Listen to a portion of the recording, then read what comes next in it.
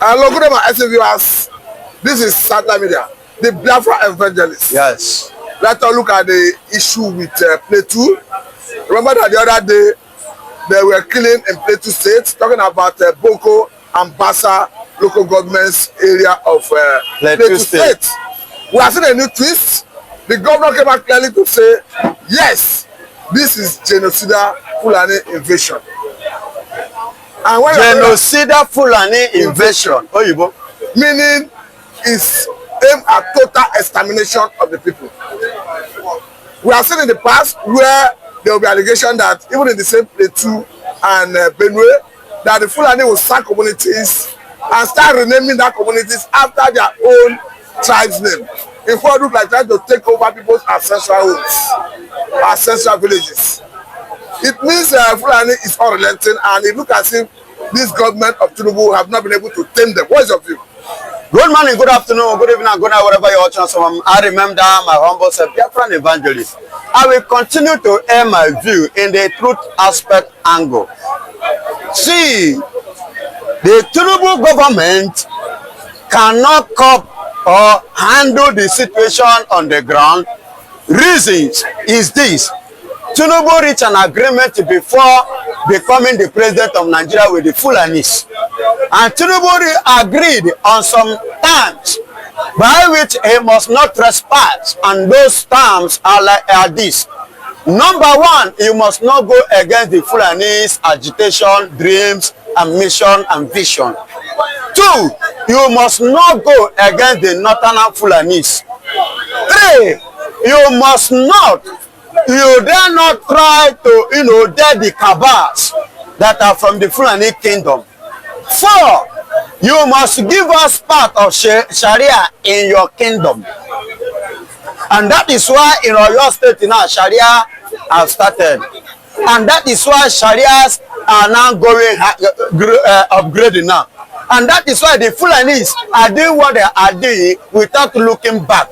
And that is why when the 16 Fulanis were killed in Irome, all the Fulanis in Nigeria and the northern side, including Atiku, Sanusi, and the rest of them, rose up, and Mr. President sent marching order because it was part of the agreement. But in the light of what came from the new Director General of DSS, talking about Ajayi, that going forward, communities should be the first line charge of defense, and that he have even started implementing that in his own community, and that the community should be armed. But that will not be done without the proper supervision of the operation by relevant agencies. Do you think he's in the right direction? Now listen to me. The DG is speaking grammar. He said there should be direction. What kind of direction proper that he is expecting for that arms or self-defense followed?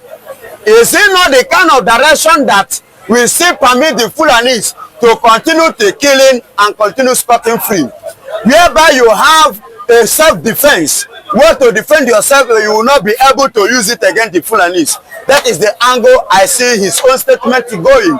You can have something to defend yourself, but you cannot use it. No, yes, it's other two instances, one in Bauchi, one in Tafawa Balewa local government, where in the past the communities repelled invaders successfully. And according to him, up to date, there have never been any case of invasion of these communities. He have even said that he's already practicing it in his own community.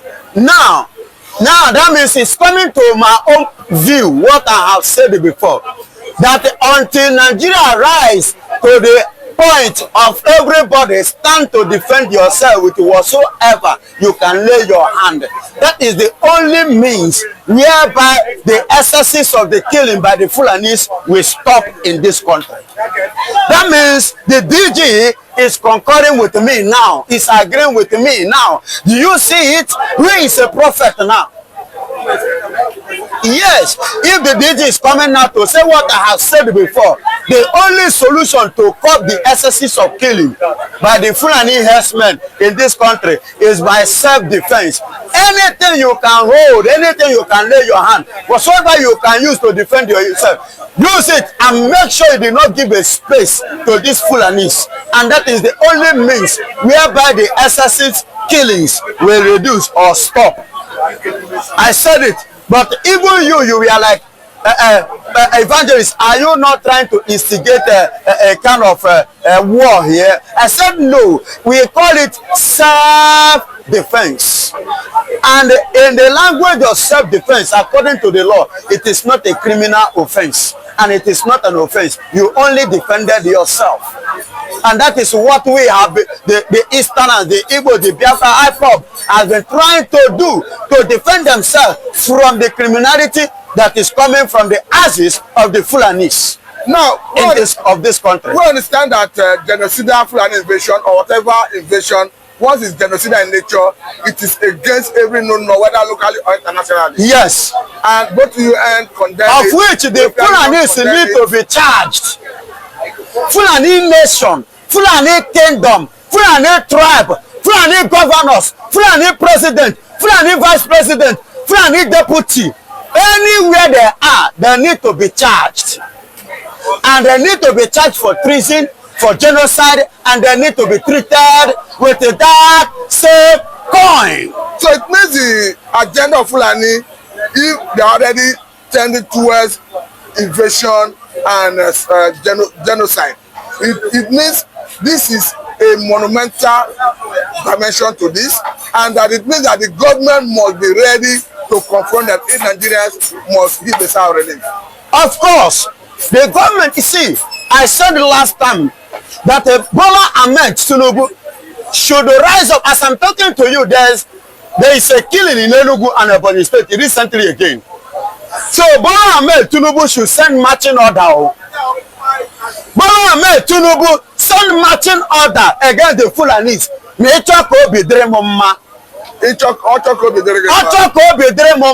Yes, send their marching order against the Fulanis, and those Fulanis that kill my brothers in Enugu and in Ebonyi State, that should bring them to book. But the benefit of those who do not understand it, what does it mean? If he want me to be happy, okay. If Tinubu want me to be happy, because the killing of in Urome, if he can send marching order, and these people are the one that triggered what happened in Urome. Those people in Urome did not just wake up and kill them. It was as a result of the attributes that have been going on by these Fulanis. Because that triggered killing them. And even honorable people and Isha generally say that they're suffering immensely in the hands of Fulani. That's what I'm saying. It was as a result of what was happening before that time that triggered that engineered what took place in Urome, the killing of the 16 of the Fulanis. You understand? And let me tell you, what makes Mazi Nnamdi Kanu to come up with this ESN? Was it not as a result of insecurity, the excesses of the killing of the Fulanis in the Igbo land, which they are still doing because of the Fulani governors we have in Enugu and Ebonyi State? But let me bring the question to your question. That's why he found those. Let me bring the question, because some have argued that the same thing that Jai, the Director General of DSS, said recently, that is what Nnamdi Kanu has been saying, that seen him in the position of DSS. Yes, that's what Mazi Nnamdi Kanu have been saying. But because he was that's what Mazi Nnamdi Kanu said, referendum, self-defense and self-determination. And today, the DG now has confirmed and has concurred, because it doesn't have a spiritual eye. Mazi Nnamdi Kanu have a deeper eyes, and that is what he saw that makes him to make that statement. What that landed him in the court or in the DSS custody as we speak, of which the DG have made that same statement, which I'm expecting ever since he made that statement, that the Federal Republic of Nigeria should have arrested the DG and put him under the custody, maybe now SSD.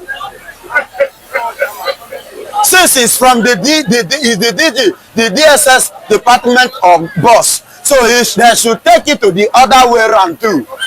Because you cannot be holding somebody illegally, and based on what he said, and you yourself now concur to that, and at the same time repeated the same thing.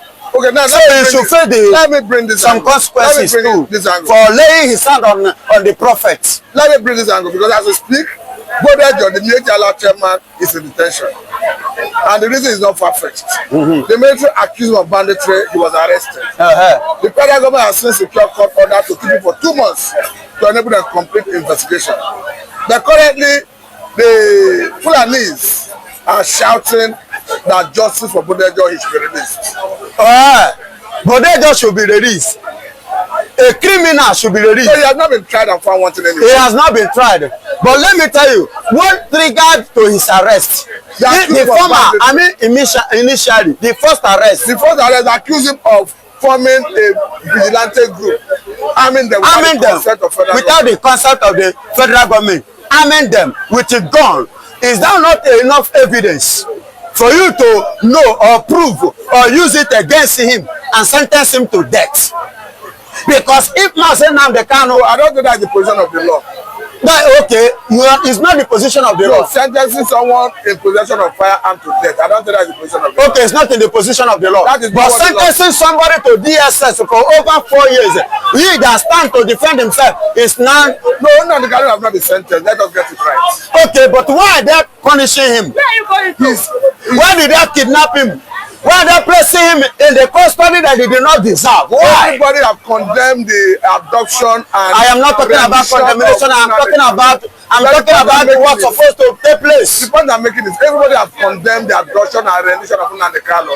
Even UN working group on arbitral detention have already told the Nigerian government to release him.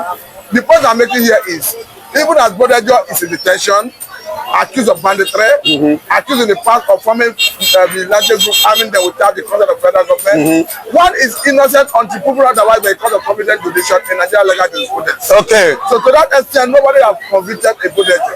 Okay. Now, you said to that extent, you are talking about the current one. But what about the previous one? It was an allegation. He was not convicted. He was not convicted by court. By court because he was a Fulani man. Or he's a Fulani man. And they used the concept of the Attorney General of the Federation to free him that time. And they free him that time. Even when and you know that according to the law, so long you don't have rights to possess arms without the approval of the Federal Republic of Nigeria. Is that also?